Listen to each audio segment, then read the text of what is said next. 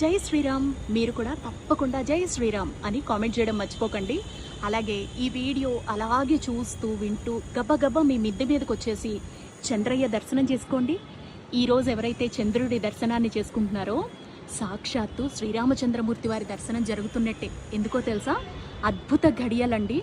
మన శ్రీరామచంద్రమూర్తి ఎలా అయితే అభిజిత్ ముహూర్తంలో గురువారంతో కూడుకున్నటువంటి పునర్వసు నక్షత్రంతో కూడుకున్నటువంటి నవమి తిథి నాడు చైత్ర శుద్ధ నవమి నాడు జన్మించారో అదే ఘడియలు ప్రజెంట్ మీరు ఇక్కడ చూస్తున్నారు. ఇవాళ మార్చ్ 26, 2026 సంవత్సరం గురువారం. ప్రస్తుతం పునర్వసు నక్షత్రం అనేది వచ్చేసింది. అలాగే నవమి ఘడియలు కూడా వచ్చేసాయి. కర్కాటక లగ్నంలో ఉన్నాము. ఒక్క అభిజిత్ ముహూర్తం తప్ప మిగతావన్నీ ఇక్కడ మీకు కనిపిస్తున్న నక్షత్రం కూడా పక్కన కనిపిస్తోంది చూడండి. చంద్రయ్య పక్కన గురువు అనమాట.